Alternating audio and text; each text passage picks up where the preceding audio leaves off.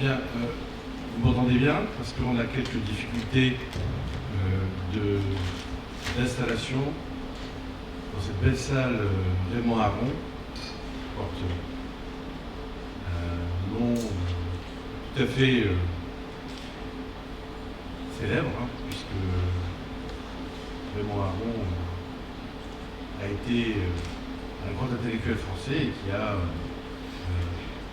rassemblé très largement, je veux dire. Donc, je crois que vous ne serez pas très éloigné de ça semble pas penser. Exactement. Et je voulais simplement vous dire un petit mot d'accueil pour vous dire combien je suis heureux d'accueillir dans notre université, dans cette salle en particulier, le Premier ministre, Monsieur le Premier ministre Alain Juppé, et qui va traiter d'un sujet qui est un sujet fondamental, puisque c'est le sujet des libertés. Nous sommes tous les jours en interrogation sur ces questions, qui sont des questions parfois nouvelles, parfois anciennes, mais beaucoup nouvelles. Et je salue le travail que fait cette association qui va fêter ses 20 ans de Film Débat, et qui est toujours aussi active pour faire venir chez nous, afin d'échanger avec nos étudiants, des personnalités intellectuelles, politiques, du monde des affaires, et parfois des syndicats aussi, tout à fait éclairantes et qui acceptent le jeu de l'échange. Et je remercie donc le Premier ministre Alain Juppé d'être présent parmi nous ce soir. L'Université Paris-Dauphine est une université que vous avez choisie, mais qui vous a choisi également. C'est une université qui a des compétences dans des domaines de recherche tout à fait importants, qui vont de l'informatique à l'intelligence artificielle aujourd'hui, en passant par les mathématiques et les sciences des organisations de la décision, sciences sociales, sciences humaines, sur économie, finance, bien sûr, et droit, et sciences politiques. Et l'ADN de Dauphine, c'est de pouvoir être capable de marier ces disciplines afin de créer des formations nouvelles. Dès la prochaine année, la rentrée prochaine, nous allons créer une nouvelle licence intelligence artificielle et sciences des organisations entre MIDO et LSO.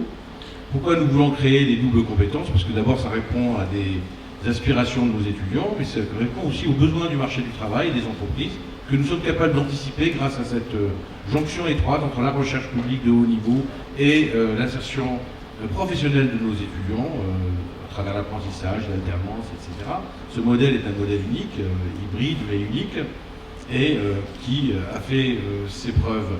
Et mettre en place des doubles compétences, des doubles formations, c'est à mon avis, en tout cas, quelque chose de tout à fait central. Et pour rejoindre le débat que vous allez avoir ce soir, il nous a semblé, justement sur ces travaux que nous conduisons en termes de recherche, grâce à notre insertion aussi dans PSL, Paris Sciences et Lettres, le programme Prairie par exemple, nous pensons qu'on ne peut pas aujourd'hui, par exemple, traiter des questions d'intelligence artificielle sans les mettre en relation avec des problématiques d'éthique, de droit, de sciences sociales, de sciences politiques, d'économie bien sûr, de santé, etc.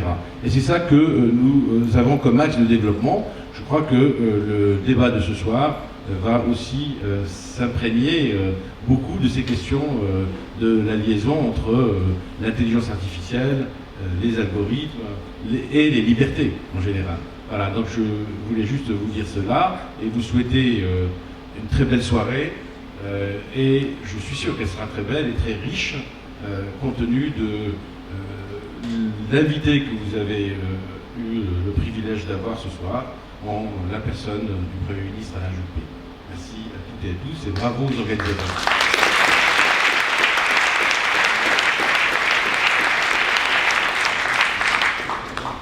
Bien, merci Monsieur le Président. Est-ce que tout le monde m'entend? Oui. Donc merci Monsieur le Président pour ce mot d'introduction. Merci beaucoup Monsieur le Premier ministre de nous faire l'honneur de votre présence ce soir. Alors je voudrais introduire cette conférence en remerciant les nombreux spectateurs présents ce jour pour assister à cet événement. C'est un véritable plaisir pour nous de retrouver une salle remplie d'étudiants dauphinois après des mois de restrictions sanitaires. Et ce soir, nous renouons avec la tradition dauphinoise de la discussion, du débat et de l'échange d'idées. Dans quelques minutes, c'est autour d'une question fondamentale, vous l'avez dit, Monsieur le Président, que nous échangerons, celle des libertés et de leur état en France à l'heure actuelle. Mais avant d'aborder ce sujet, il convient, comme le veut la tradition de Dauphine Discussion Débat, de revenir sur le parcours de notre invité, bien qu'il soit connu de la plupart des Français et des jeunes présents ici. Alors, Monsieur le Premier ministre, vous avez indéniablement l'un des parcours les plus riches de la Ve République. Il faut bien le dire, vous avez légèrement erré politiquement lorsque vous étiez jeune, avant de devenir une figure de la droite française. Vous avez avoué avoir flirté avec mai 68, puisque vous avez été intéressé par les mouvements marxistes de l'époque, qui avaient l'attrait de la nouveauté. Vous avez même voté en 1969, vous l'avez dit il y a quelques années, pour Alain Krivine, candidat de la Ligue communiste, estimant que Georges Pompidou manquait de punch. Mais après ces pérégrinations politiques, vous avez rapidement rejoint le camp, la famille gaulliste, à laquelle vous allez rester fidèle durant des décennies d'action publique. Et vous allez rejoindre surtout un homme auprès duquel vous resterez contre vents et marées, avec fidélité. Cet homme, c'est Jacques Chirac, dont vous devenez l'un des proches conseillers à partir de 1976. Et c'est ainsi que commence votre carrière politique. Vous gravissez les échelons, adjoint au maire de Paris, député européen, ministre en charge du budget de la première cohabitation en 1986, ministre des Affaires étrangères de la seconde cohabitation en 1993, puis vint l'année 1995 qui vous aura quelque peu défini. À l'époque, il y avait donc une élection présidentielle, Jacques Chirac n'était pas favori. À l'époque aussi, on commentait beaucoup les sondages et il semblait clair, Édouard Balladur devait être élu, et c'est ce dont sont convaincus plusieurs ténors à droite, à commencer par un autre protégé de Jacques Chirac, un certain Nicolas Sarkozy, que vous retrouverez souvent dans la suite de votre vie politique. Et puis Jacques Chirac, n'étant pas le favori des sondages, il était malgré tout votre favori, et il deviendra celui des Français. En promettant de s'attaquer à ce qu'il appelait la fracture sociale, il remporte enfin l'élection présidentielle, après son 3e essai. Et vous voilà donc propulsé à Matignon, au poste de Premier ministre, à la tête du gouvernement. Rapidement, vous devez affronter la rue, qui grogne face au projet de réforme de la sécurité sociale et des retraites. Et 1995, donc, qui est l'année de Jacques Chirac, qui est la vôtre aussi, est restée dans les mémoires comme celle d'un grand mouvement social de novembre et décembre, qui aura paralysé le pays. On peut le dire, votre baptême de Premier ministre aura été plus que rude. Et puis donc 1995, une année qui vous définit aussi, parce que c'est en juin de cette même année que vous vous attachez à ce qui constitue maintenant votre identité, la ville de Bordeaux, dont vous devenez le maire. Vous resterez l'édile de cette ville jusqu'en 2004, puis de 2006 à 2019, et chacun s'accorde à dire que vous avez changé Bordeaux pour le mieux, comme en témoignent vos réélections. Après avoir participé à la fondation de l'UMP, vous avez décidé de partir un an au Québec, en 2004. À Montréal, vous avez apprécié l'anonymat, la liberté. D'aucuns disent que vous avez hésité avant de revenir en France. Mais ce n'est pas Paris, c'est Bordeaux qui vous a rappelé. Et vous êtes donc de retour en 2006. Vous serez brièvement ministre de l'écologie de Nicolas Sarkozy en 2007, puis ministre de la Défense en 2010 et des Affaires étrangères à nouveau en 2011. Et après la défaite de Nicolas Sarkozy en 2012, vint le temps de la reconstruction à droite, et vous êtes apparu rapidement comme l'un des favoris pour mener la famille gaulliste en 2017. Et vous le savez, les favoris d'un temps ne font pas nécessairement les vainqueurs, et c'est François Fillon, revenu de loin, qui vous arrache l'investiture à la primaire de 2016. Et lui aussi souffrira rapidement de la malédiction des favoris, en se faisant dépasser par Emmanuel Macron. Alors d'aucuns disent que le président de la République et vous-même êtes proches idéologiquement, peut-être est-ce vrai, peut-être est-ce faux. Ce qui est certain, c'est que nous ne serons pas en mesure de le vérifier ce soir, puisque depuis 2019, vous êtes un sage du Conseil constitutionnel, et que vous êtes donc tenu au devoir de réserve sur la vie politique, mais chargé d'une mission ô combien importante, dont nous parlerons dans ce débat. Ce soir, donc, nous n'aborderons pas les sujets politiciens brûlants du moment, bien qu'ils soient nombreux. Non, ce soir, nous allons parler d'un autre sujet majeur, celui des libertés, de leur état en France, des menaces qui pèsent sur ces libertés, et du travail de ceux comme vous au Conseil constitutionnel, qui les défendent. Et c'est pourquoi, après ce retour sur votre parcours, je vais désormais passer la parole à Paola Cartolano et Jonathan Lévy-Guillain, qui auront le plaisir de mener la discussion. Et à tous, je souhaite un excellent débat.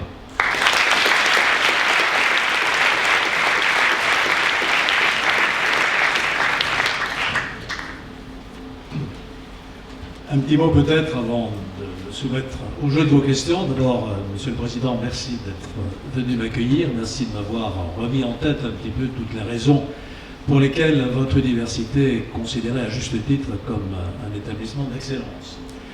Merci aussi à vous d'avoir organisé cette rencontre. Je n'ai pas grand-chose à dire sur le rappel de mon parcours tel que vous venez de le faire.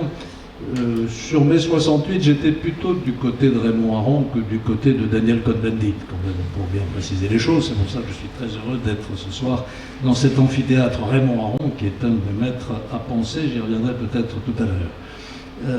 Vous avez évoqué les grandes manifestations de fin 95. Ça me permet de faire une petite mise au point, sans doute inutile, parce que l'idée est maintenant définitivement installée dans les esprits et dans la presse que j'ai cédé devant la rue. C'est pas tout à fait vrai. J'ai renoncé à une partie accessoire de ma réforme pour réaliser celle qui était l'essentiel, c'est-à-dire la réforme de l'assurance maladie, qui a été entièrement menée à bien par les ordonnances de 96. Vous avez parlé de mon exil au Québec. C'était pas tout à fait un exil volontaire. Alors, merci de ne pas savoir rappeler des éléments un peu désagréables de mon parcours, mais enfin j'ai assumé mes responsabilités, comme vous le savez, à l'occasion du procès qui m'a été fait. Enfin, juste une petite remarque, vous avez été tout à fait exhaustif dans le rappel de mes responsabilités, puisque vous avez évoqué mon titre de ministre du Développement durable. J'ai souvent l'occasion de dire que j'ai été le moins durable des ministres du Développement durable, puisque je n'ai exercé cette fonction que pendant quelques semaines. J'ai été battu aux élections législatives de 2007, c'est un de mes rares échecs électoraux, avec le deuxième, celui de 2016, et donc je ne suis pas resté à ce poste à cette occasion. Ce qui m'a permis de revenir dans ma bonne ville de Bordeaux. Vous avez peut-être entendu beaucoup d'élus dire que le mandat qui les a le plus passionnés dans leur vie politique, c'est le mandat local. Je le confirme, être maire d'une grande ville et pouvoir participer à sa renaissance et à sa transformation, c'est une des plus grandes satisfactions que m'ait donné ma vie politique. En mots encore, comme vous avez eu la gentillesse de le rappeler, je suis aujourd'hui membre du Conseil constitutionnel, c'est-à-dire que je suis astreint à un devoir de réserve, de neutralité et d'impartialité. Donc je ne porterai pas de jugement sur les œuvres ou les projets qui sont actuellement en débat. Cela dit, le Conseil constitutionnel est aujourd'hui, et j'espère qu'on aura l'occasion d'y revenir plus longuement, l'un des garants, le garant en dernier ressort du respect des droits et libertés que notre Constitution garantit. Et c'est donc à ce titre-là que je m'estime en droit de m'exprimer devant vous pour répondre à cette question que vous m'avez posée. Nos libertés sont-elles en danger? Je réponds tout de suite, oui, mais voilà, maintenant j'attends vos questions. Monsieur le Premier ministre, bonsoir. Tout d'abord, merci encore de nous faire l'honneur de votre présence ce soir. Vous l'avez rappelé à juste titre, le thème de cette conférence, c'est la protection de nos libertés.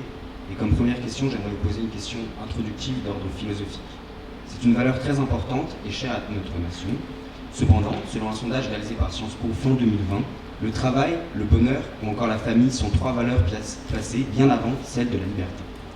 Il semblerait que les Français accordent donc en général plus d'importance au long fleuve tranquille. Est-ce donc vraiment une valeur centrale dans le quotidien des gens? Et sinon, comment faire prendre conscience aux Français en général de l'importance de la liberté, de sa mise en péril et donc de sa nécessaire protection? Il faut se méfier des sondages, je suis bien placé pour le dire, compte tenu de mon expérience personnelle que vous avez rappelée. L'interprétation du sondage que vous citez, pour moi, est très simple, c'est que la liberté, on l'a. Le travail, on l'a pas toujours. Et donc c'est peut-être pour cela qu'on est plus préoccupé des questions de chômage, des questions de pouvoir d'achat, des questions de vie quotidienne, que de quelque chose qui semble tomber sous le sens, c'est que nous sommes dans une démocratie qui, globalement, garantit nos droits et libertés. Et nous avons ce privilège, il faut bien le dire, sur la planète, quand on regarde un peu autour de nous, il y a peu de pays, certes en Europe ils sont nombreux, mais sur l'ensemble du globe où ces libertés soient garanties. Ce qui ne veut pas dire qu'elles constituent un acquis pour toujours et qu'elles ne sont pas fragilisées ou menacées aujourd'hui, ce qui nous appelle à un grand devoir de vigilance, à ne pas considérer qu'elles vont de soi. Elles semblent aller de soi, mais à condition que nous y soyons attachés et que nous fassions en sorte de les défendre. Monsieur le Premier ministre, avant nous allons parler d'un sujet... Enlevez votre masque, parce que autrement, je ne vais pas vous comprendre. J'ai 3 vaccins, moi, donc c'est...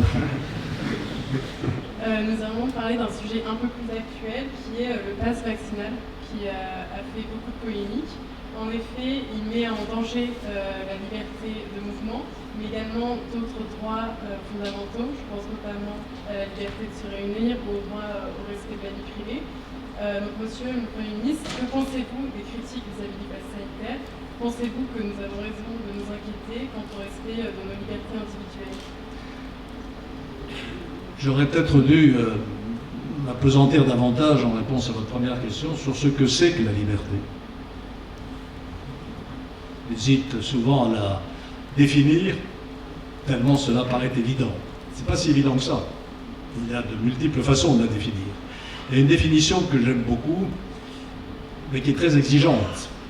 C'est celle qu'en donne Montesquieu, un autre de mes maîtres à penser, qui dit « La liberté consiste à faire ce que les lois autorisent ». C'est extraordinairement exigeant. Et ça suscite immédiatement une autre question. Mais est-ce que certaines lois ne pourraient pas être liberticides? À quelles conditions peut-on faire en sorte que la définition de Montesquieu fonctionne et que la liberté soit effectivement, consiste effectivement à faire ce que les lois autorisent? Deuxième remarque, ma liberté n'est pas absolue, puisqu'elle consiste à faire ce que les lois autorisent, mais aussi parce qu'elle s'arrête là où commence la vôtre. Et c'est mon début de réponse au pass sanitaire. J'ai énormément de mal, je vous l'avoue, à admettre le raisonnement d'un certain nombre de personnes, notamment des soignants dans notre pays, qui se dressent en disant « c'est ma liberté, c'est la liberté de mon corps de me faire vacciner ou pas ». Eh bien non. Car le refus de la vaccination peut être la mise en danger de la vie d'autrui, et donc ma liberté s'arrête où commence celle de la personne vis-à-vis de laquelle je me trouve. Voilà le contexte dans lequel nous avons essayé de nous prononcer sur la question que vous posez. Est-ce que le pass sanitaire et au-delà, l'ensemble des mesures de l'état d'urgence sanitaire sont liberticides ou pas? Quand vous lisez la presse aujourd'hui ou certaines contributions de professeurs de droit constitutionnel, on voit apparaître ce mot, liberticide. Alors qu'est-ce que nous avons essayé de faire, puisque nous avons été à plusieurs reprises saisis de cette question? Une petite parenthèse, parce que vous n'êtes peut-être pas tout à fait familier des modes de fonctionnement du Conseil constitutionnel. Il y a 2 voies de saisine du Conseil constitutionnel.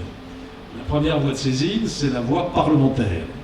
Lorsqu'une loi a été votée, et avant qu'elle ne soit promulguée par le président de la République, 60 députés ou 60 sénateurs ont la possibilité de saisir le Conseil constitutionnel en invoquant la non-conformité à la Constitution de telle ou telle disposition de la loi. Et dans ce cas, nous avons 1 mois pour nous prononcer et pour dire oui ou non, cette disposition est conforme ou pas à la Constitution. L'autre voie de saisine du Conseil constitutionnel est une novation. La première que je viens d'évoquer était déjà dans la Constitution de 1958 qui a créé le Conseil constitutionnel. L'autre voie de recours résulte d'une réforme constitutionnelle qui a été voulue par le président Sarkozy en 2008 et qui a été un véritable bouleversement de notre ordre juridique, puisque c'est ce qu'on appelle la question préalable de constitutionnalité, autrement dit la question citoyenne de constitutionnalité.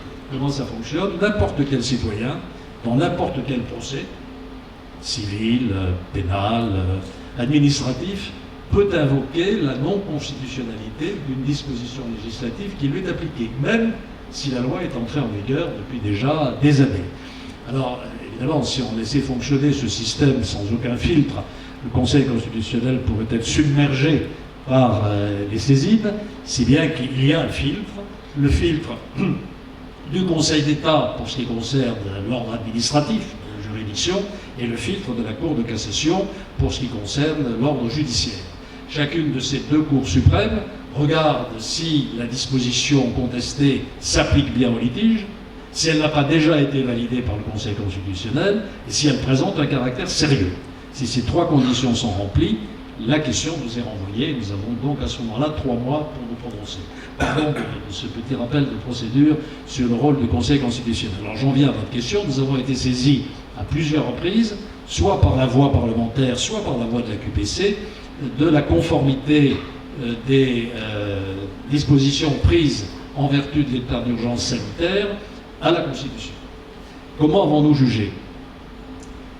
Première constatation, première énoncé, si je puis dire, dans les décisions du Conseil constitutionnel, la protection de la santé est un objectif de valeur constitutionnelle. Et nous tirons cette affirmation du préambule de la Constitution de 1946, qui fait aujourd'hui partie du bloc de constitutionnalité sur lequel nous nous appuyons, pour dire effectivement la Constitution ou le bloc de constitutionnalité garantit la préservation de la santé, qui est un objectif de valeur constitutionnelle. Deuxième temps du raisonnement, rien dans la Constitution n'interdit au gouvernement d'édicter un état d'urgence sanitaire. Il n'y a pas de contre-indication constitutionnelle. Troisième élément, l'état d'urgence sanitaire porte atteinte à nos libertés, à plusieurs de nos libertés. À la liberté d'aller et venir. Quand vous êtes confiné chez vous ou en couvre-feu, vous ne pouvez pas aller et venir librement. Or, la liberté d'aller et venir est une des libertés fondamentales qui, elle, est garantie par la Déclaration des droits de l'homme et du citoyen de 1789, qui fait aussi partie de notre bloc de constitutionnalité. C'est une atteinte à la liberté d'entreprendre. Quand on vous oblige à fermer votre commerce, la liberté d'entreprendre est bafouée, entre guillemets. C'est une atteinte à la vie privée et à la vie familiale, puisque vous ne pouvez plus recevoir, comme vous le souhaitez, ou aller voir dans une maison de retraite votre grand-mère ou votre grand-père. C'est une atteinte aussi à la liberté d'expression et de communication, garantie également par notre bloc de constitutionnalité, puisque certaines manifestations dans l'espace public sont interdites. Donc nous constatons qu'il y a bien des atteintes à nos droits et libertés fondamentales. Question suivante, et c'est là que touche le nous, est-ce que les atteintes à nos libertés sont proportionnées au respect de l'objectif de valeur constitutionnelle de protection de la santé? Et c'est là tout le rôle du Conseil constitutionnel. Nous passons notre temps à réfléchir à la conciliation entre des objectifs qui peuvent être de valeur, enfin qui peuvent être contradictoires, si vous voulez, mais qui sont tous les deux de valeur constitutionnelle. Alors comment est-ce que nous sortons de ce travail de conciliation? Eh bien, nous essayons d'apprécier si l'atteinte est proportionnée ou pas proportionnée, adaptée ou pas adaptée, si elle se justifie, dans ce cas précis, par la menace épidémique, et nous tenons compte à ce moment-là de l'avis du Conseil des scientifiques, du comité des scientifiques, qui nous dit aujourd'hui, attention, l'épidémie n'est pas terminée. Et le risque de catastrophe sanitaire continue à exister, même s'il est moins fort que l'année dernière. Voilà un peu le mode de raisonnement que nous avons suivi. C'est ce matin même, donc vous voyez que c'est tout frais, que nous nous sommes prononcés, que nous avons validé la prorogation de l'état, enfin c'est un peu compliqué, parce qu'il y a l'état d'urgence sanitaire et puis il y a le régime de sortie de l'état d'urgence sanitaire, qui permet au gouvernement de prendre des mesures moins sévères que l'état d'urgence sanitaire lui-même. Par exemple, pas de confinement, ni de couvre-feu. Donc nous avons validé cette disposition en considérant qu'effectivement, aujourd'hui, le fait que l'épidémie n'était pas terrassée et que le risque subsistait justifiait la poursuite de ces contraintes portées à nos libertés. Voilà la réponse à votre question. Oui, il y a atteinte aux libertés, mais nous considérons que ces atteintes sont justifiées par un autre principe de valeur constitutionnelle qui est de préserver votre santé. Monsieur le Premier ministre, nous allons maintenant partir aux États-Unis afin de faire un parallèle avec ce qui peut se passer en France. Vous le savez, fin 2020, les comptes Facebook et Twitter de l'ancien président américain Donald Trump ont été censurés, bloqués par ces mêmes réseaux sociaux. Ces derniers, devenus omnipotents, s'arrogent donc le droit de choisir et de diffuser ou de bloquer ou non telles ou telles opinions en fonction de ce qu'ils jugent bon ou non. Certains vont même jusqu'à parler d'une dictature de la bien-pensance. Les dérives en matière de liberté d'expression semblent ainsi se multiplier. Selon vous, comment expliquer ces menaces et pourraient-elles mettre à mal notre système démocratique? Vous me permettrez peut-être de resituer votre question dans un cadre plus général qui est celui de l'ensemble des atteintes ou des menaces qui pèsent aujourd'hui sur nos libertés. On vient d'en évoquer une première série, c'est les atteintes qui résultent de la pandémie. On pourra y revenir le cas échéant, mais je vous ai dit comment nous avons essayé de gérer, entre guillemets, cette question. Un dernier rappel sur le rôle du Conseil constitutionnel. Je vous rappelle que nos décisions sont sans appel. Et elle s'impose à toutes les autorités de la République, du président jusqu'au Parlement. Et elles sont donc définitives lorsque nous annulons, lorsque nous censurons, lorsque nous déclarons non conforme une disposition législative à la Constitution, cette disposition disparaît immédiatement. Elle est sans effet. Donc la pandémie, j'y reviens pas, première menace. Deuxième menace, qui est d'un ordre tout à fait différent, plus structurel et plus, une gravité plus grande, d'une certaine manière, encore que la pandémie puisse aussi avoir des conséquences sur la vie des hommes et des femmes.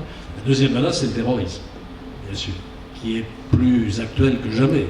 Je ne sais pas si le parquet terroriste se saisira de ce qui s'est passé à Cannes il y a 48 heures, mais enfin, on voit bien que la menace terroriste existe et qu'elle menace nos libertés, physiquement d'abord, et ensuite politiquement et intellectuellement, puisque c'est une mise en cause de nos valeurs et de notre système démocratique. Troisième menace sur nos libertés, on y reviendra peut-être, ce que j'appelle la crise de la démocratie représentative. Aujourd'hui, dans vos générations, pardon de cette attaque frontale, j'espère que ça ne s'applique pas à vous, le taux d'abstention des récentes élections dépasse 80%. C'est un symptôme de la maladie de la démocratie représentative, qui est contestée. On cherche d'autres modes de démocratie, plus directe, plus continue, et dans l'intervalle, tant qu'on ne les a pas trouvés, eh bien, on voit revenir en grâce les régimes autoritaires, le despotisme éclairé, l'illibéralisme, qui est une sorte de contradiction dans les termes, y compris en Europe d'ailleurs. Et puis j'en arrive alors plus directement à votre question. Dernière catégorie de menaces, c'est pas la dernière, mon énumération c'est la dernière, mais il y en a peut-être d'autres, c'est les technologies de l'information et de la communication et l'intelligence artificielle. Et là, j'y vais avec prudence, surtout ici. Je sais que c'est un sujet de travail et de recherche essentiel. Et en la matière, je suis assez béotien, je l'avoue, même si je suis, comme vous tous, praticien. Le problème avec ces technologies et l'intelligence artificielle, la collecte de données incommensurables de data et leur traitement par des algorithmes dont la logique m'échappe totalement et échappe peut-être à beaucoup de gens, sauf aux techniciens qui les élaborent. Le problème avec ces technologies, c'est qu'elles sont ambivalentes. Elles nous apportent des bienfaits considérables. Télétravail, télémédecine, téléenseignement, téléformalité, outils de recherche, d'innovation, accès aux biens culturels, etc., aux jeux aussi, qui font partie quand même de la vie quotidienne de beaucoup. Donc les perspectives sont immenses et ce sont de grands bienfaits contre lesquels, évidemment, il n'est pas question de s'insurger. Et de l'autre côté, des dangers tout aussi considérables. L'addiction, l'accès des jeunes publics et de plus en plus jeunes à des contenus pornographiques. On dénonce ce risque en ce moment, il est majeur, bien sûr. Et puis, la diffusion de fausses nouvelles.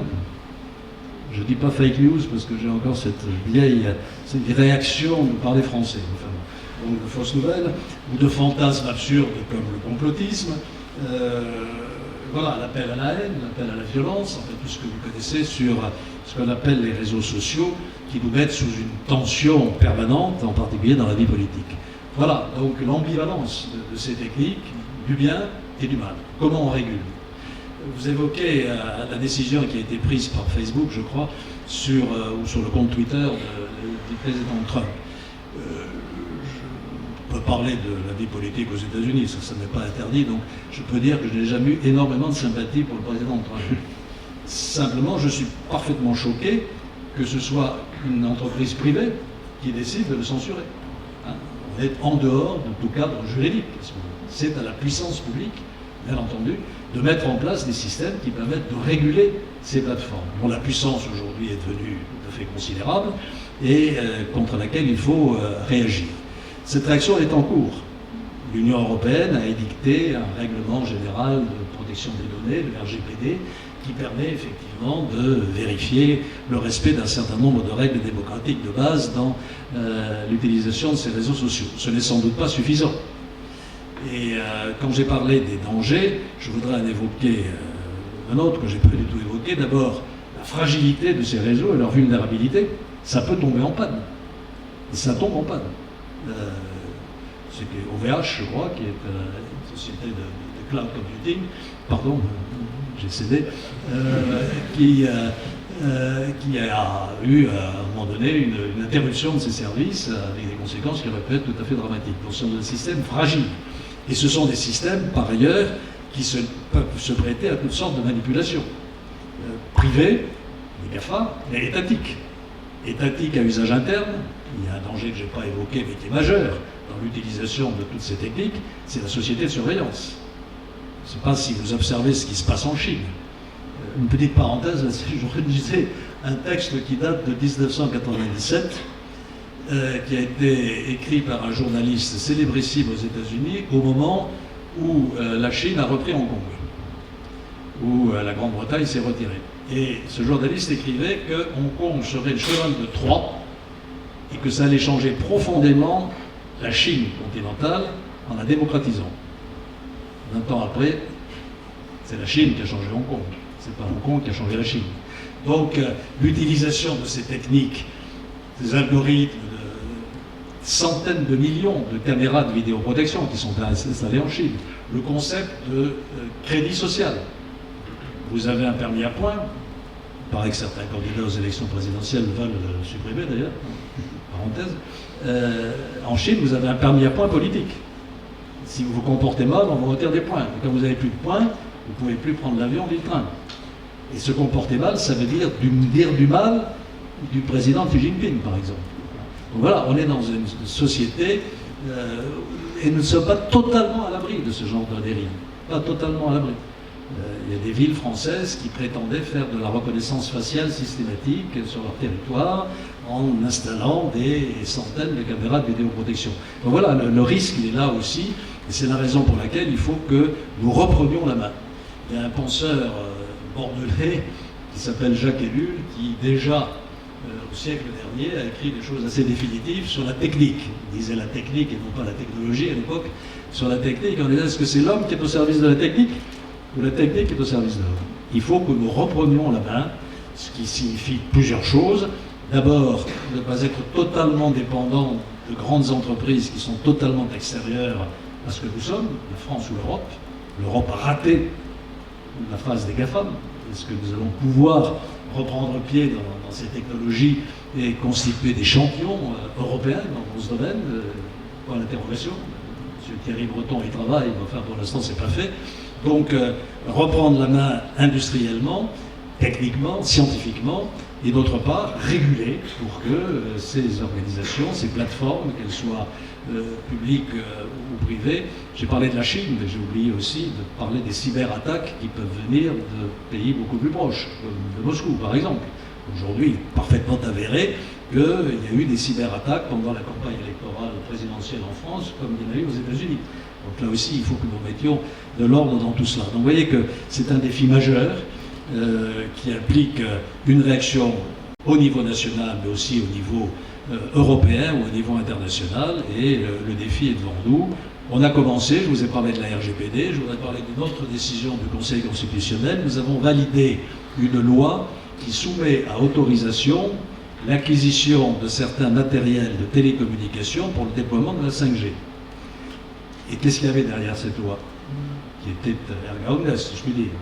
Il y avait tout simplement la possibilité pour le gouvernement, puisque c'était une autorisation donnée au gouvernement, de refuser l'acquisition de matériel Huawei pour déployer la 5G. Parce qu'il y a doute sur l'utilisation que cette entreprise, qui est en fait une entreprise d'État chinoise, peut faire de ces matériels à des fins soit de blocage des circuits, soit d'espionnage. Vous avez vu d'ailleurs que les États-Unis ont été encore plus loin, ils ont quasiment interdit le déploiement de certains matériels Huawei. Donc voilà, nous sommes aussi confrontés à ce défi qui n'est pas mineur. Pour revenir sur les dangers des réseaux sociaux, en avril dernier, le garde des Sceaux, Éric Dupond-Moretti, a demandé un état des lieux des atteintes à la présomption d'innocence. Et le rapport qui a été remis au ministre de la Justice décrit une situation alarmante. Notamment été pointé du doigt les chaînes d'information continue et les réseaux sociaux. Donc selon vous, quels outils la démocratie pourrait mettre à disposition pour faire mieux respecter son droit à la présomption d'innocence? Je ne veux pas être trop provocateur, mais ça n'existe plus, le droit à la présomption d'innocence. C'est inscrit dans nos lois, très bien, mais voilà. Aujourd'hui, il suffit qu'un journaliste évoque la possibilité qu'un homme politique puisse être mis, ou un politique ou quelqu'un d'autre d'ailleurs, puisse être mis en cause dans telle ou telle affaire pour que, ça y est, il soit coupable. Alors, je ne sais pas, je n'ai pas de réponse à votre question. Je souhaite bien du plaisir au garde des Sceaux pour trouver le moyen de garantir ce qui est une obligation juridique. Le secret de l'instruction, le secret de l'instruction. Dès que quelqu'un est entendu par un juge, le lendemain matin, le Monde publie ce qu'il a dit au juge. On marche sur la tête. Oui, mais voilà, pardon, je suis au niveau du constat, je n'ai pas la solution. Parce que les lois existent, elles ne sont pas respectées, ça pose un problème majeur, mais là, je commence à entrer sur le terrain de la politique, pas politicienne, elle n'est pas politicienne, c'est un vrai problème politique, ou de la politique d'actualité, si je puis dire. Il y a un autre élément que je voudrais évoquer, pardon, il y a, parce que vous avez parlé des réseaux sociaux. Bon. Ça aussi, c'est comme ma bonne vieille langue d'Ésope, la pire et la meilleure des choses. Bon, on est tous contents d'écouter France Info, BFM, CNews, LCI et quelques autres. Mais c'est une calamité. Le principe des radios en continu, là je vais me faire, je n'ai plus rien à craindre maintenant, de la part des journalistes, ça consiste à bavasser pendant 24 heures sur des choses qu'ils ne connaissent pas et qu'ils anticipent. Par exemple, toute la journée, aujourd'hui, les chaînes d'information ont vraisemblablement passé leur temps à vous dire ce que le président de la République va dire ce soir. Sans le savoir. Mais bon, il y a des bruits qui circulent, etc. Donc, ces chaînes d'information, c'est absolument insupportable pour tout homme politique normalement constitué. Et en même temps, on est addict à ces réseaux et on les consulte. L'autre effet pervers des réseaux sociaux, c'est l'immédiateté. Si vous ne réagissez pas immédiatement à quelque chose qui circule sur les réseaux sociaux, ça veut dire que vous êtes coupable, que voilà, vous ne faites pas votre travail. Et moi j'ai un vieux dicton français que j'aime beaucoup, c'est « la nuit porte conseil ». Et j'en ai fait souvent l'expérience. Si je réagis immédiatement à une information, une attaque, quoi que ce soit, je ne réagirai pas forcément comme je le ferai le lendemain matin si j'ai pris le temps de la réflexion. Réfléchir, prendre de la distance, prendre du recul, peser le pour et le contre. Je vais y revenir tout à l'heure, mettre en œuvre cette vertu suprême qui Raymond Aron a poussé jusqu'à l'excès d'ailleurs, qui est la vertu de modération. Ne pas s'emballer, ne pas partir tout d'un coup comme ça, sans réfléchir. Je crois que c'est une exigence démocratique là aussi essentielle et qui malheureusement n'est plus dans l'air du temps. Merci beaucoup pour votre réponse. Maintenant, on va parler d'un autre sujet qui est l'état d'urgence. L'état d'urgence terroriste a pris fin le 1er novembre 2017, au lendemain d'une loi sur la sécurité intérieure et la lutte contre le terrorisme. Et dans cette loi, les 4 premiers articles reprenaient grandement certains dispositifs de l'état d'urgence, confiant aux administrations des pouvoirs qui étaient normalement confiés au pouvoir judiciaire. Comprenez-vous l'inquiétude que cela puisse provoquer d'intégrer des dispositifs de l'état d'urgence dans le droit commun ? C'est un grand débat que nous avons d'ailleurs. Est-ce que les états d'urgence doivent être exceptionnels ou est-ce qu'il faut un cadre pérenne pour permettre au pouvoir public de faire face à l'urgence ? L'état d'urgence sanitaire n'est pas pérenne aujourd'hui. C'est la raison pour laquelle le Parlement vote régulièrement pour le reconduire. L'état d'urgence sécuritaire, oui, que vous évoquez, a été pérennisé. Donc il y a un cadre juridique qui permet au pouvoir public de faire face à la menace terroriste notamment. Alors est-ce que c'est attentatoire à nos libertés ? Je ne pense pas qu'on puisse dire cela parce que cet état d'urgence sécuritaire pose un certain nombre de règles et en particulier le contrôle du juge sur toute une série de dispositions. Au terme d'un article de la Constitution, qui doit être l'article 66, si je me souviens bien, c'est le juge judiciaire qui, dans notre système juridique, est le garant des libertés individuelles, des libertés publiques. Et donc, cet état d'urgence sécuritaire prévoit que certaines décisions sont prises sous le contrôle du juge judiciaire. Et donc, de ce point de vue, elle ne me semble pas, dans le principe, attentatoire à nos libertés fondamentales. Tout Tout à l'heure, vous avez mentionné, Monsieur le Premier ministre, à juste titre, la société de surveillance qui se développe de plus en plus, même en France, mais qui est surtout très présente dans les régimes autoritaires. Donc, il y a 2 ans, là, je vais vous citer, lors d'une interview pour les entretiens Liberté à Bordeaux, vous parliez d'un retour en grâce des régimes autoritaires, jugés par certains plus efficaces qu'un simple régime démocratique classique. Vous ajoutez que ces régimes sont en vogue dans le monde et même en Europe, mais vous garantissez cependant que la France n'est pas exposée à cette menace. Monsieur le Premier ministre, question simple et ouverte, est-ce qu'aujourd'hui cette question, elle a une réponse? Est-ce que la réalité a changé? Y a-t-il en France aujourd'hui un risque d'une dérive autoritaire du pouvoir?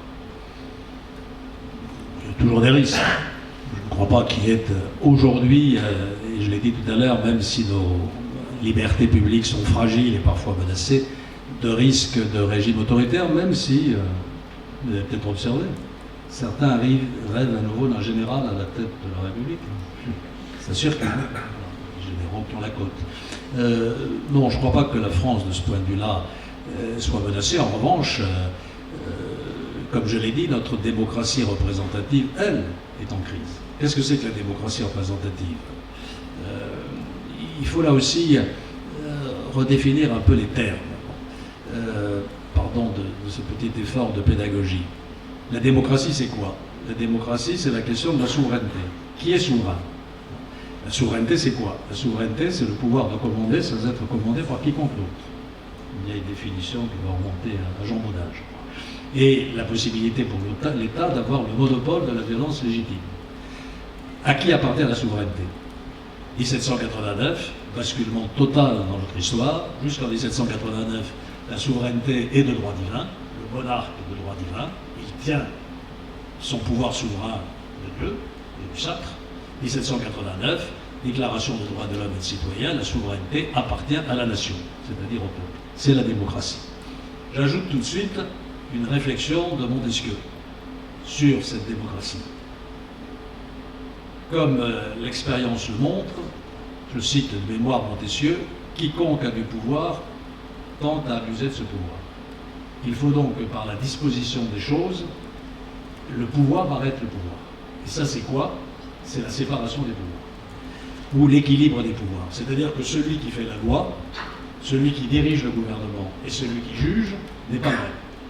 Et Montesquieu, une phrase là que j'ai plus exactement en tête, qui est extrêmement éclairante de ce point de vue, lorsque dans la même personne, la puissance législative est réunie à la puissance exécutrice, il n'y a pas de liberté. Parce qu'on peut craindre que le même monarque ne fasse des lois tyranniques pour les exécuter tyranniquement. Le principe qui garantit les libertés en démocratie, c'est la séparation des pouvoirs. Ce principe, il existe en France aujourd'hui. Deuxième notion, la République. Qu'est-ce que c'est que la République? La République, c'est la question des valeurs. Résumée dans une devise indépassable, liberté, égalité, fraternité. Et explicitée dans ce que j'ai appelé le bloc de constitutionnalité tout à l'heure, c'est-à-dire la Déclaration des droits de l'homme et du citoyen de 1789, le préambule de la Constitution de 1946, qui amène les droits sociaux, le droit de grève, la participation des salariés, etc. Ensuite, la Constitution de 1958 et la Charte de l'environnement de 2004 l'initiative de Jacques Chirac. Donc c'est dans ces textes-là que sont définis les droits et libertés que le bloc constitutionnel garantit. Et après, troisième étage, et c'est là que j'en viens peut-être plus directement à votre question, il y a l'état de droit. Qu'est-ce que c'est que l'état de droit? Qui est aujourd'hui attaqué en France, y compris en France. L'état de droit, c'est la hiérarchie des normes, qui permet de vérifier que ces droits et libertés qui résultent du bloc de constitutionnalité sont bien respectés. Qu'est-ce que c'est que la hiérarchie des normes? Au sommet, le pouvoir constituant, qui appartient à qui? Au peuple. Soit directement, c'est le référendum, soit par l'intermédiaire de ses représentants, mais j'y reviendrai, la crise de la démocratie représentative, c'est-à-dire le Parlement, Congrès, Assemblée nationale et Sénat, réunis ensemble, qui votent au 3/5. C'est le pouvoir constituant. Et contrairement à ce que j'entends dire aujourd'hui, ce pouvoir constituant, aujourd'hui, il est au sommet de la pyramide. En dessous, il y a les traités et les accords internationaux et le droit européen. Et on nous dit beaucoup aujourd'hui qu'ils prévalent sur le droit français. Ça n'est pas exact, si on le formule comme ça. Un traité international ne s'applique pas en France s'il est contraire à la Constitution, sauf si la Constitution est mise en conformité avec le traité international. Ça veut dire quoi? Que c'est le pouvoir constituant qui a la clé. Si le pouvoir constituant modifie la Constitution pour faire accepter le traité s'applique. Et si le pouvoir constituant n'est pas d'accord, le traité ne s'applique pas. Et de même, en ce qui concerne le droit européen, alors là c'est un peu plus compliqué, je ne peux trop entrer dans le détail, le Conseil constitutionnel a posé un principe, à savoir que les règles européennes, les directives européennes, quand elles sont précises et inconditionnelles, prévalent sur la loi française, sauf si elles mettent en cause l'identité constitutionnelle de la France. C'est-à-dire un certain nombre de principes qui ne sont pas garantis par le droit européen et qui le sont par la Constitution. Vous voyez que là encore, il est faux de dire que le droit européen prévaut systématiquement sur le droit interne. Ce n'est pas vrai. Et puis après, quand on descend dans la hiérarchie des normes, le droit constituant, les traités internationaux, le droit européen, la loi et le règlement qui appartient au Premier ministre, et tout ça étant contrôlé et régulé par le Conseil constitutionnel et les cours suprêmes. Voilà un peu ce qui fait l'état de droit aujourd'hui. Et donc cet état de droit fonctionne. Il est critiqué, mais il fonctionne. Certains proposent de le modifier. Vous verrez en ce moment dans la presse un certain nombre d'articles pour supprimer le Conseil constitutionnel. Il y a même eu un article qui proposait de donner au Parlement un droit de passer outre les décisions du Conseil constitutionnel. Ce qui est la négation de la hiérarchie des normes que je viens d'évoquer. Ça ne veut pas dire que le Conseil constitutionnel soit au-dessus de la loi. Ça veut dire que le Conseil constitutionnel applique la Constitution avec le pouvoir, il est le pouvoir constituant. Si le pouvoir constituant veut changer la règle du jeu, il le peut. Et le Conseil constitutionnel s'exécute naturellement. Mais si la Constitution est en vigueur, le Conseil constitutionnel vérifie qu'elle est respectée. C'est ça l'architecture de l'état de droit qui fait que, pour répondre à votre question, je ne pense pas qu'aujourd'hui nos libertés fondamentales en France soient menacées. Enfin, soient mises en cause. Elles sont peut-être menacées par toutes les atteintes que j'ai évoquées tout à l'heure, mais il y a des digues, il y a des barrières, il y a des gestes barrières. Il y en a deux autres que je voudrais évoquer. On va faire des gestes barrières, on y reviendra peut-être en réponse à vos questions. Il y a l'état de droit, il y a ensuite l'éducation, la culture, la connaissance, le savoir, le libre arbitre, la liberté de jugement, l'esprit critique, tout ce que l'école devrait fermer. Et la troisième barrière, la troisième digue, c'est ça. C'est le courage de la nuance, et j'aimerais bien vous en parler aujourd'hui, parce que nous sommes dans un monde, je l'ai dit, où on assiste périodiquement à la montée aux extrêmes, au fanatisme, à l'obscurantisme, au grand n'importe quoi, il faut bien le dire, et même à la montée de la bêtise. Le mouvement woke,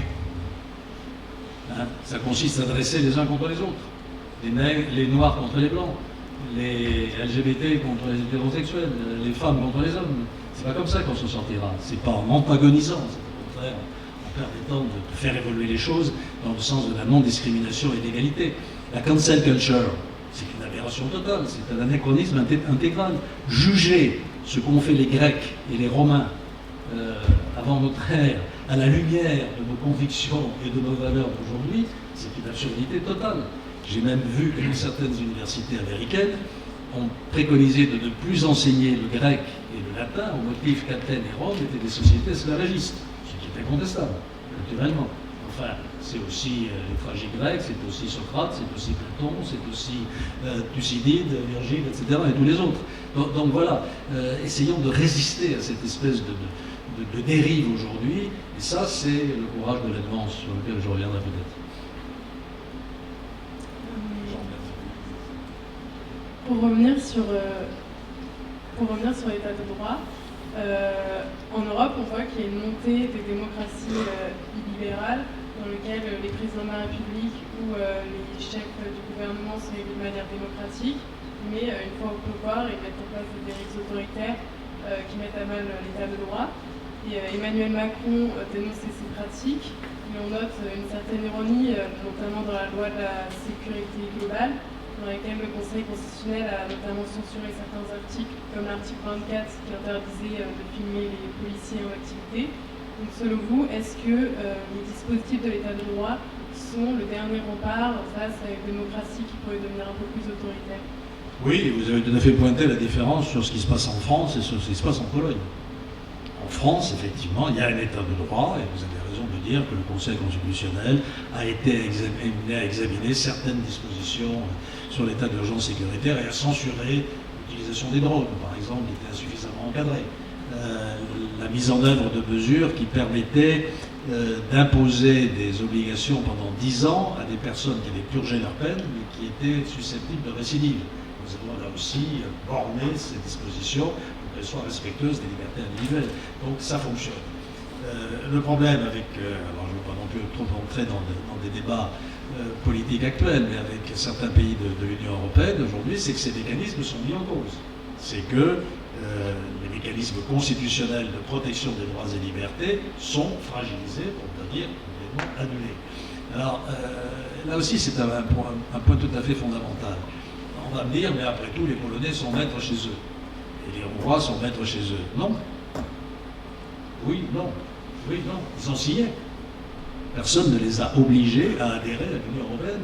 En adhérant à l'Union européenne, ils ont signé un traité. Dans ce traité, il y a une charte des droits fondamentaux.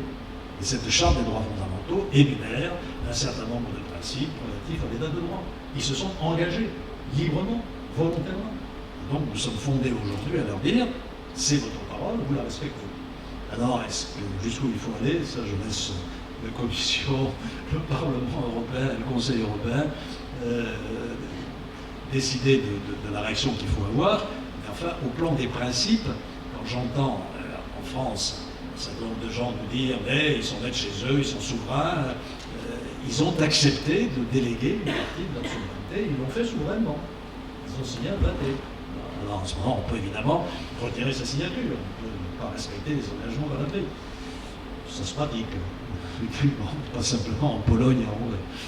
Mais là-dessus, il faut rester tout à fait ferme. Quand on s'engage, on s'engage. L'Union européenne, c'est pas une banque. Hein, c'est pas un jackpot où on va chercher de l'argent. C'est un ensemble de valeurs. Ça, c'est très important à affirmer aujourd'hui, parce que nous avons le sentiment que quand nous disons ça, nous sommes agressifs. Bon, non, nous ne sommes pas du tout agressifs. Ces valeurs, nous ne souhaitons pas les imposer aux autres. Nous avons cru, c'est vrai, qu'elles étaient universelles. Et il y a même une déclaration universelle des droits de l'homme. On constate aujourd'hui qu'elles ne sont pas universelles. Et la conception des valeurs démocratiques, entre guillemets, n'est pas la même en Chine et en Europe. Mais quoi? On va y renoncer? Ce sont les nôtres. On ne cherche pas à les imposer, mais ce sont les nôtres. Et nous les défendons. Et là-dessus, je crois qu'il faut être extrêmement fort. Nous, Européens, nous, Français, nous croyons que voilà, l'homme et la femme sont égaux, etc. Je ne peux pas vous débiter l'ensemble des libertés qui sont garanties par notre bloc de constitutionnalité. Monsieur le Premier ministre, vous avez à plusieurs reprises mentionné cette crise de la représentativité mettant à mal notre démocratie, mais vous êtes un homme politique, vous croyez en cette force d'action capable de protéger nos acquis, nos droits, nos libertés. Cependant, aujourd'hui, force est de constater que de moins de Français y croient et y voient en la politique une barrière capable de protéger nos valeurs. Le lien avec la population semble rompu ou du moins fragilisé, et nombreux sont ceux qui affirment ne plus croire en la politique, et en témoigne le taux d'abstention qui ne cesse d'augmenter aux différentes élections. Question simple, comment rendre au peuple cette croyance? D'abord, une petite remarque méthodologique. Qui sait ce que pensent les Français? Est-ce que les instituts de sondage savent vraiment ce que pensent les Français? Je vous renvoie à un article du Monde il y a 3 ou 4 jours, une double page sur la façon dont les sondages sont faits. C'est assez instructif. Donc ils sont utiles, ça peut être un outil d'aide à la décision, c'est une photographie imparfaite de l'opinion à un instant T, dans une circonstance particulière, etc. Ça n'a pas de valeur prédictive, tout ce qu'on voudra, mais enfin, méfions-nous quand j'entends dire les Français pensent que, les Français disent que, etc. C'est beaucoup plus compliqué que cela. Par exemple, aujourd'hui, si je vous disais comme ça de but en blanc, est-ce que les Français aiment l'Europe, on serait tenté, en attendant ce qui est débité matin, midi et soir, de répondre non. Et en fait, c'est oui. Je me réfère au sondage. Vous voyez que l'état de l'opinion est assez complexe à déterminer. Sur l'euro, par exemple. On en a dit pique-pan. Et puis, quand il s'agit de s'en retirer, au bord du gouffre, tout le monde fait marche arrière. Et on se rend compte que l'euro nous protège. Vous voyez que les sentiments populaires sont un peu ambivalents et c'est bien normal. Alors, pour en venir à votre question sur la crise de la démocratie représentative, elle est réelle. Elle n'est pas simplement française. Les taux d'abstention sont également très importants, J'aime beaucoup le Canada, j'y étais il y a quelques jours, j'aime beaucoup la ville de Québec, il vient d'y avoir des élections municipales à Québec, le taux de participation était de 35%. À Bordeaux, c'était 28%, les élections municipales. Donc il y a un problème. Il y a effectivement un problème. Ça sera sans doute plus au moment des élections présidentielles parce que là, les Français sont motivés. Pourquoi est-ce qu'il y a ce taux d'abstention? Parce que d'abord, les gens se disent à quoi ça sert d'aller voter. Et les gens que je vais choisir, est-ce qu'ils vont être efficaces ou est-ce qu'ils vont être impuissants? Il y a ce sentiment d'inefficacité, d'impuissance qui se dégage. Il y a aussi cette défiance vis-à-vis des élites. Aujourd'hui, pardon, mais vous en faites partie. Hein. Donc réfléchissez à ça aussi. Donc il y a un rejet des élites, sauf des élites sportives. Un joueur de foot qui gagne plusieurs dizaines de millions d'euros par an, ça ne choque personne. Mais en fait, toutes les autres élites sont mises en cause. Pourquoi? Parce qu'elles sont éloignées, paraît-il, des préoccupations des gens, parce qu'elles sont inefficaces ou impuissantes, etc., etc. Donc cette crise, elle existe, elle est réelle, il faut la prendre en considération, parce qu'on ne peut pas se résigner. La démocratie représentative est le pire des systèmes, à l'exception de tous les autres. C'est Winston Churchill qui a dit ça, cette affirmation. Donc il faut essayer de la faire revivre, de lui redonner du sens, de lui redonner de la force. Comment? Une petite idée qui n'est pas très originale, c'est qu'il y a un mécanisme, il y a un niveau de démocratie où ça ne fonctionne pas si mal, c'est le niveau local. Pourquoi est-ce que les maires ont globalement une image plutôt positive aux yeux des Français? C'est parce qu'ils sont proches des gens, parce qu'ils sont sur le terrain, parce qu'on considère qu'ils peuvent être efficaces. Donc la démocratie locale fonctionne plutôt bien parce qu'elle a développé quasi systématiquement des mécanismes de concertation, et même un petit peu plus, de co-construction des projets avec les citoyens, avec les habitants. Et là, je peux faire état de mon expérience de maire pendant un quart de siècle. J'étais avant élu du 18e arrondissement pendant 12 ans. Quand j'ai été élu maire de Bordeaux en 1995, première décision, je suis dans ma ville, je vois un bâtiment entouré de parois de béton et à l'intérieur de fines colonnettes style Baltard. Je me dis, il faut libérer tout ça, en faire un lieu d'accueil, etc. Qu'est-ce que je fais? Je choisis un architecte, je lui donne mission de faire les travaux, il fait les travaux, pof, c'est terminé. 10 ans après, même topo, dans un autre quartier de Bordeaux, magnifique bâtiment aussi, comme ça, qu'est-ce que j'en fais? Là, ma méthode a été radicalement différente. J'ai créé un collectif d'habitants, de riverains, et je leur ai posé la question, qu'est-ce que vous voulez qu'on fasse de ce lieu? Je voulais préserver la grande nef, qui était absolument magnifique, et non, non, on veut des salles de réunion, on veut une petite salle de spectacle, etc. Ok, c'est vous qui décidez, c'est vous qui bâtissez le projet, et à partir de là, on va faire une consultation d'architecte, vous serez participant au jury, vous allez participer au choix de l'architecte, et on va faire le projet. C'est une méthode qui n'est pas spécifique à ce que j'ai fait à Bordeaux, maintenant tous les maires pratiquent ça, et qui est très efficace, parce que, au bout du compte, on perd du temps, il faut 2 ans, 3 ans, parfois plus, pour faire la concertation, mais après, le projet il est accepté. Vous n'avez plus de recours contre. Hein, donc, ces mécanismes de co-construction, ils fonctionnent avec certaines limites. Là aussi, référence à mon expérience personnelle, un jour, je suis dans un conseil de quartier, je les présidais tous très régulièrement, et la question à l'ordre du jour était absolument passionnante, c'était de savoir si on mettait la rue du Schluck en sens unique dans ce sens ou dans ce sens. Et l'auditoire était partagé, 50% dans un sens, 50% dans l'autre sens. Ça dure 1 heure et demie, au bout de 2 heures, un des participants me dit, prend la parole et dit, monsieur le maire, vous voyez bien qu'on n'est pas capable de se mettre d'accord. Et donc il faut quelqu'un pour décider. Ce quelqu'un, c'est vous. On vous a élu pour ça. Donc décidez. Et si on n'est pas content de vos décisions, dans 5 ans, on vous virera de la mairie. Donc, c'est ça l'équilibre de la démocratie au quotidien, au niveau local, un équilibre entre la concertation, je dirais même la co-construction, certains appellent ça la démocratie continue, et puis le leadership et l'exercice de l'autorité. C'est un vieux problème. Pierre Rosan-Vallon, qui est un sociologue connu, avait déjà écrit en 2017 un texte où il opposait la démocratie d'autorisation et la démocratie d'exercice. La démocratie d'autorisation, c'est la démocratie représentative. Je vous autorise, en vous élisant, à exercer le pouvoir à ma place, à l'Assemblée nationale ou au Sénat. Je vous délègue pendant 5 ans mes pouvoirs, ou 6 ans mes pouvoirs. La démocratie d'exercice, c'est je conserve par devers moi le pouvoir de décision et je souhaite continuer à être associé à la décision. Ça marche au niveau local.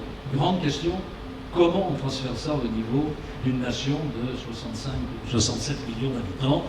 Il y a eu des essais, il y a eu de grands débats après la crise des Gilets jaunes, il y a eu la Convention citoyenne sur le climat, avec le tirage au sort. On voit bien que ça ne fonctionne pas parfaitement bien et que c'est beaucoup plus difficile. C'est un des défis qu'il faut relever, comment régénérer la démocratie représentative en y insufflant, si je puis dire, des éléments de démocratie directe. L'une des réponses étant peut-être, et là, on n'engage pas trop loin dans l'explicitation du sujet, c'est sans doute la décentralisation. Parce que le pays n'a pas besoin à nouveau d'une nouvelle vague de décentralisation qui permette aux échelons locaux, aux échelons territoriaux, comme on aime dire aujourd'hui, d'être davantage impliqués dans les processus de décision parce qu'ils sont plus proches et qu'ils sont réputés plus efficaces. Voilà. Alors, cette crise, elle aboutit à quoi aujourd'hui? C'était votre question.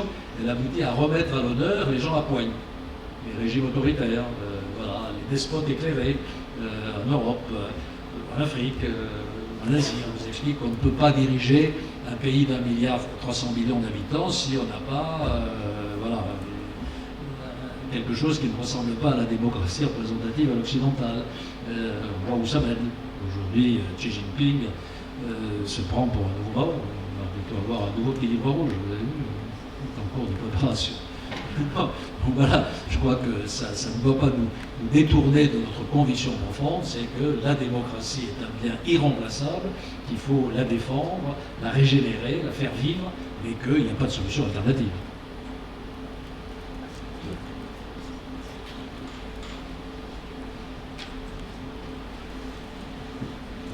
Maintenant, nous allons parler d'un enjeu majeur qui dépasse nos frontières, c'est celui de l'écologie, de la protection de l'environnement. Nous avons vu que sensibiliser la population n'était pas suffisant. En effet, la COP26 a annoncé qu'il serait impossible de limiter le réchauffement climatique à 1,5 degré si les gouvernements n'agissent pas. Alors on pourrait penser que le rôle coercitif des pouvoirs publics pourrait être une solution pour amener la France vers un développement plus durable. Mais donc on pourrait se demander si l'écologie est forcément amenée à limiter nos libertés. Vaste question. D'abord, je voudrais vous faire partager une conviction, c'est que le dérèglement climatique, ou en tout cas les réponses, enfin le dérèglement climatique, va changer nos vies. Change nos vies et va changer nos vies. Profondément, drastiquement. Qu'on le veuille ou on s'y prépare ou on s'y prépare. On le sait. On le sait depuis 20 ans, depuis 30 ans, depuis 40 ans. La maison brûle, on regarde ailleurs, Chirac, c'était 2002, si je me souviens bien. Et les rapports du GIEC se succèdent, on sait qu'on va dans le dur, on sait que les engagements qui ont été pris ne sont pas tenus, et que d'ores et déjà, nous sommes à plus d'1,5 degré de réchauffement de la température moyenne de la planète. C'est un fait. Il faut donc réagir. Est-ce que c'est la COP26 ou le G20 qui va permettre de réagir? Je ne sais pas si je devrais dire ça, mais j'ai parfois de grands moments de scepticisme. On annonce, on prend des engagements, on fixe des seuils, 1,5 degré, 2 degrés. Qu'est-ce qui se passe après? Pas grand-chose. Donc ma conviction fondamentale, c'est que ça ne changera que si vous l'exigez. La solution, là aussi, elle viendra de la base. Je ne vous incite pas à vous transformer tous en Greta Thunberg, mais enfin, si les comportements et la pression ne viennent pas des citoyens eux-mêmes, on ne fera pas ce qu'il faut faire. Mais qu'est-ce qu'il faut faire? Il faut changer profondément notre mode de développement. Je ne crois pas à la décroissance. Et il y a quelque chose d'indécent aujourd'hui à parler de décroissance au niveau mondial. Au niveau mondial, vous avez une grande partie de la population qui vit en dessous du seuil de pauvreté et qui a besoin qu'on construise des écoles, des crèches et des hôpitaux. C'est de la croissance. Et même chez nous, il y a des gens qui vivent en dessous du seuil de pauvreté. Mais il faut changer notre modèle de croissance, profondément. Il faut produire autrement, en étant plus sobre dans l'utilisation des ressources naturelles. Il faut consommer autrement. Consommer moins peut-être, consommer différemment, consommer circulairement, recycler. Il y a une proposition de publicité des Jim Davis là, qui m'a un peu plongé dans la perplexité récemment, où on explique que voilà, il faut garder davantage ces jeans plus longtemps, on n'a pas besoin de 10 paires de jeans chez soi, mais on vous montre des jeans nouveaux que vous avez envie d'acheter par la publicité. Ils seront recyclés plus tard. Enfin bon, je ferme cette petite parenthèse. Consommer autrement, il va falloir se déplacer autrement. Se déplacer, pas ne plus bouger. C'est extraordinaire d'entendre vanter les mérites de la démobilité. La démobilité, c'est-à-dire qu'on reste chez soi. J'ai un de mes collègues à Bordeaux qui était contre la mise à 2 fois 3 voies de la rocade parce que c'était un aspirateur en voiture, qui était contre la ligne TGV jusqu'à Toulouse parce que c'était une artificialisation des sols, et qui était contre la navette aérienne entre Bordeaux et Paris parce que l'empreinte carbone est tout à fait négative. Et je lui ai posé la question, qu'est-ce qu'on fait? On ne bouge plus. On reste chez soi. Moi, j'ai pas envie de revenir sous la grotte préhistorique. Donc il faut, au contraire, miser à fond sur l'innovation, la recherche. Peut-être qu'un jour prochain, on aura des avions électriques. C'est pas complètement farfelu, pas complètement impossible. Et en tout cas, on voit bien que le véhicule électrique terrestre, lui, est en train de se développer à la vitesse grand V. Donc, se déplacer autrement, construire autrement. J'écoutais l'autre jour le président de Saint-Gobain, qui fabrique des éléments de construction pour les bâtiments, et qui faisait état de toute la recherche qui se développe actuellement pour avoir des matériaux plus légers, donc une empreinte carbone différente, pour mieux isoler les bâtiments. Il faut se nourrir autrement, bien entendu. Il faut que l'agriculture évolue. Enfin bref, je ne vais pas continuer. C'est la recherche et l'innovation qui permettront de changer notre modèle de développement et d'inventer une croissance différente. Alors est-ce que c'est attentatoire à nos libertés? Si on a une conception de l'écologie qui est purement punitive, réglementaire et obligatoire, peut-être, mais ça ne marchera pas. Les gens s'adapteront. Il faut faire adhérer les gens à ce nouveau mode de développement. Et je crois qu'aujourd'hui, la prise de conscience dans les jeunes générations en particulier, mais pas uniquement, fait que les possibilités d'évolution existent. Il faut les exploiter au maximum par la persuasion, par la pédagogie, par l'exemple, plutôt que par la généralisation d'interdiction. On voit ce que ça donne. Hein, quand on prend des décisions unilatérales sur la taxation des énergies polluantes, eh bien ça donne les gilets jaunes. Il faut aussi un accompagnement social absolument indispensable parce que la transition sera douloureuse. Monsieur le Premier ministre, dernière question avant que l'on passe aux questions du public. Et je sais ce soir. Pas la dernière. Oui, c'est pas la dernière. C'est ma dernière. Et donc je sais que ce soir vous ne voulez pas parler de politique, mais rassurez-vous, ce ne sera pas ma question. Mais je ne vais pas quand même être. En général, quand on dit ça, c'est un piège. C'est un piège. Donc récemment, on remarque un conflit idéologique concernant l'immigration entre l'intégration et l'assimilation. C'est un sujet sensible dont s'emparent nos politiques à la veille de l'élection présidentielle. Ce sujet omniprésent exacerbe les divisions au sein de la société, et certains placent ce débat au cœur de leur projet politique et y voient un enjeu de préservation de notre identité nationale. Tout simplement, qu'en pensez-vous? Ça me ramène au débat de la primaire de 2016 où j'avais abordé cette question assimilation-intégration. Qu'est-ce que j'avais dit à l'époque? Qu'est-ce que c'est que l'assimilation? Si on fait un peu d'étymologie, simule, semblable, ça consiste à rendre tout le monde semblable à tout le monde. Je n'y crois pas. Je n'y crois pas. Un Breton ne sera jamais tout à fait semblable à un Basque, je pourrais poursuivre, mais un immigré installé en France depuis 3 générations, qu'il soit portugais, italien ou algérien, ne sera pas totalement assimilé à un Breton ou à un Normand. C'est pas vrai. On garde ses racines. On garde ses racines. Et d'autant plus aujourd'hui. Je disais ça quand j'étais aux États-Unis, au Canada, il y a quelques décennies, quand on émigrait en Amérique du Nord, en venant de Sicile ou de l'Italie du Sud, c'était compliqué de correspondre avec sa famille. Hein, pour faire le voyage de retour, même envoyer une lettre. Aujourd'hui, avec les réseaux sociaux, vous êtes en permanence en contact avec les vôtres. Donc on ne coupe pas les liens, on ne coupe pas les racines. Ça me frappait beaucoup à Bordeaux, où j'avais une communauté portugaise parfaitement intégrée, avec des gens qui travaillaient, qui parlaient français, etc. Mais ils se réunissaient entre eux pour fêter les fêtes portugaises, et on partait en famille voir leurs parents en Portugal, et puis ils mangeaient beaucoup de morue, plus que la moyenne des Bordelais. Voilà, donc on n'oublie pas ces racines, c'est pas vrai, c'est pour ça que le concept d'assimilation me semble un concept totalement intellectuel, qui n'a jamais véritablement fonctionné, ni aujourd'hui ni hier, parce qu'il y a eu des vagues d'immigration en France, véritable, à la fin du siècle dernier, du siècle d'avant, qui n'étaient pas toujours très bien accueillis, les Polacs, et ainsi de suite, les Portugais, et donc ils n'ont pas coupé complètement leurs racines, il faut les intégrer, il faut qu'ils acceptent de partager nos valeurs communes, bien entendu, de respecter les lois de la République, de parler la langue française, de se conformer à nos habitudes de vie, mais ça ne veut pas dire qu'ils oublient leurs racines. C'est ce que je veux dire quand je manifeste ce scepticisme sur le concept d'assimilation. Cela dit, il ne faut pas en faire une guerre de religion. Hein.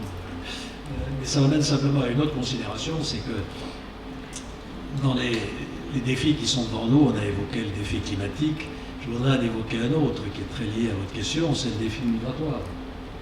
Je ne vais pas parler du débat d'hier soir, mais enfin, à la fin de ce débat, quelqu'un a dit, mais quelles que soient toutes les mesures qu'on va prendre, si l'Afrique a 4 milliards d'habitants à la fin de ce siècle, comment on va endiguer les flux migratoires?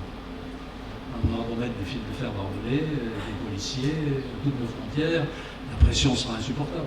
La seule solution, c'est de lutter contre les inégalités de développement.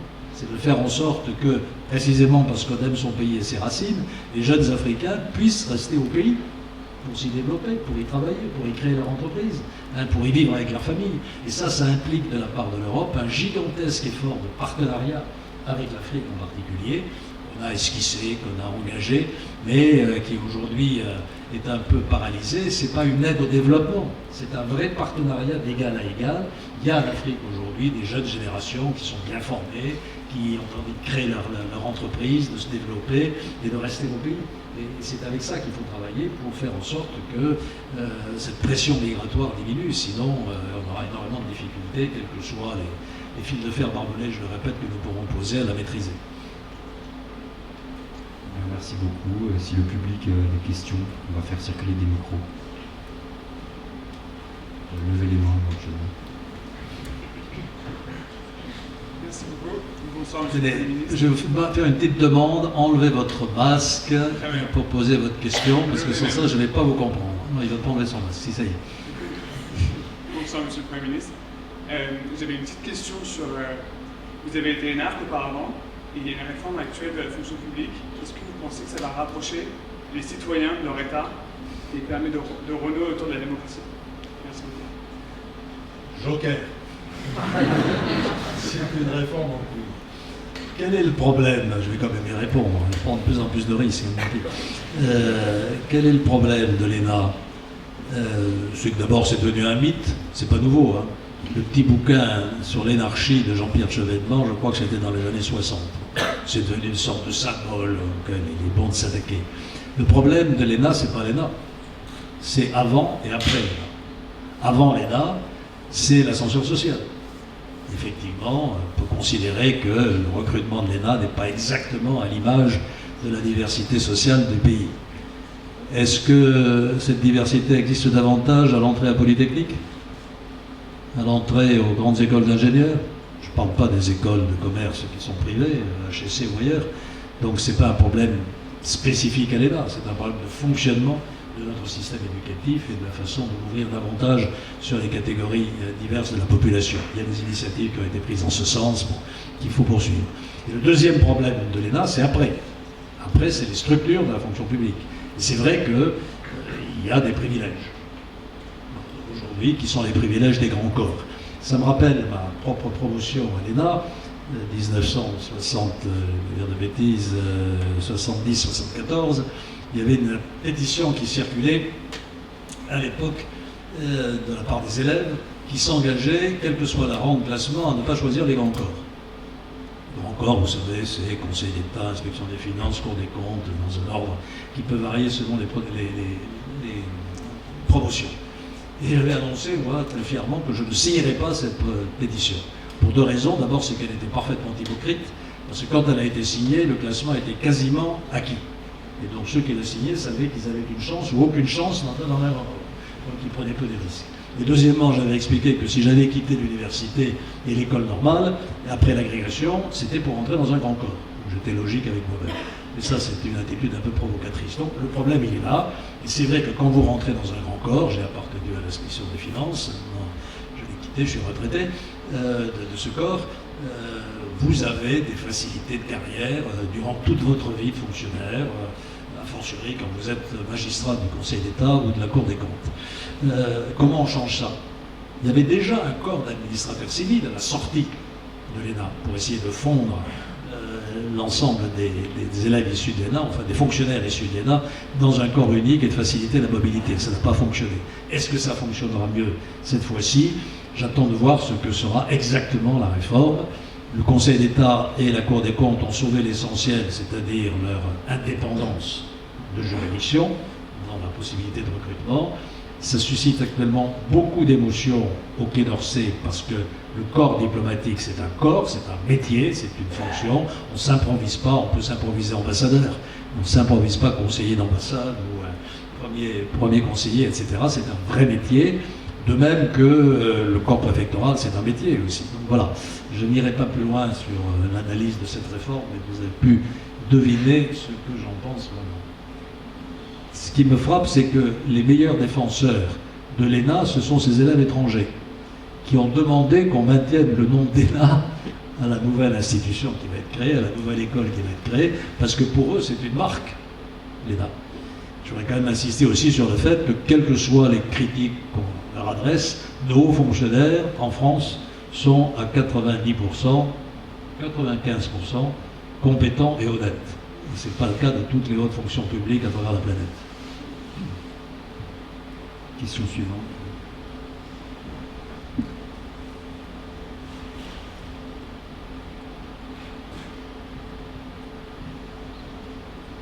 Vous m'entendez bien? Bonsoir. Tout d'abord, merci beaucoup, Monsieur le Premier ministre, d'être là ce soir. C'est un véritable plaisir, quand même, en tant qu'étudiant, de vous avoir dans cette université. C'est pas toutes les facs. Je suis originaire de Toulouse. C'est pas du tout toutes les facs qui peuvent recevoir des invités comme vous. Donc c'est un vrai plaisir. Et d'autant plus que je suis très content de vous voir parce que personnellement, moi j'ai rejoint l'UMP, j'avais 16 ans. Passionné de politique depuis toujours.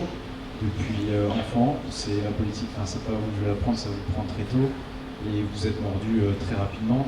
Seulement moi quand j'ai rejoint la politique, idéologiquement, je me suis dit en fait la politique c'est bien parce que je vais apporter des choses concrètes. Et ma question elle est relative à l'abstention chez les jeunes. Je trouve que la politique, on se perd un petit peu, et notre famille politique notamment chez LR, parce que tout à l'heure vous parliez du taux d'abstention qui était très très grand chez les jeunes. Pour faire écho au sujet des réseaux sociaux, par exemple, une idée sur laquelle j'aimerais bien avoir votre avis, une idée très concrète pour rendre quand même à la jeunesse quelque chose aussi de liberté. Que pensez-vous du fait de rendre les réseaux sociaux non pas anonymes comme ils le sont aujourd'hui, c'est-à-dire n'importe qui peut insulter tout le monde, y compris quelqu'un qui s'engage en politique, et qui va faire de sa vie un engagement politique pour des valeurs, pour des libertés, pour un drapeau. Que pensez-vous donc finalement de contraindre les GAFA à la transparence sur l'identité au travers d'un ordinateur, d'une personne qui communique? Je vous remercie. Bon, d'abord, vous intéressez à la politique. Les jeunes ne votent pas, mais je ne suis pas sûr qu'ils se désintéressent complètement de la politique. C'est plus compliqué que ça. Les Français détestent la politique et adorent la politique en même temps. Donc, ils ne votent pas, mais ils regardent les émissions.